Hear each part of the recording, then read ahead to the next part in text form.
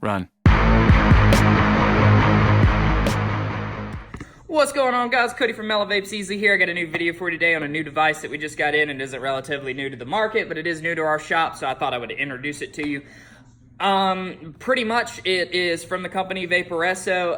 Vaporesso has been one of my longtime favorite companies. They produce a lot of really good box mods. Their chips are very good. I've been very impressed with some of the stuff that they have put out.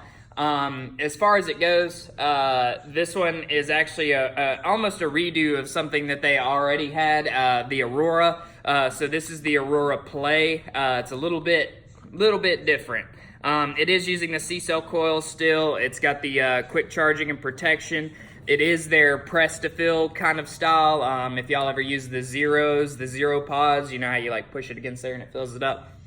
Same thing. And this also has 3 levels of power control. So when you pop it open, it's pretty much like a Zippo. So you can just pop that bad boy open and then you start inhaling on it, of course. You've got a pod. This is a pod style system. So what you'll do is you'll pull that little red piece off and then it's got the fill port right here that you just and fill that bad boy up. And it just pops back down in there. On the side here,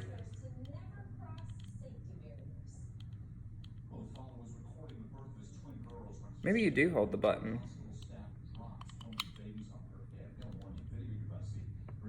But regardless, maybe you do hold the button. I'm sorry, I'm not entirely informed on this thing. It is new to me. Most of the time when we do unbox these, I don't have a whole lot of experience with them. It's literally me talking you through it as I learn it. I'm more of a learn while you learn while we learn kind of person. But in the box, it does come with your manual, of course. You've got your warranty card. You also have a charge cord, a really nice charge cord. I like the charge cords Vaporesso sends with these. It's even got springs on it so it doesn't rip out.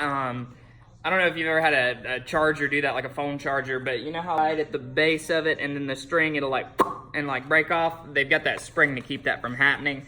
They have a fill bottle in here, and then they've got a spare pod. I'm not going to pull all that out, though. Overall, I'm impressed with the size of it. I still think it's a pretty decent size.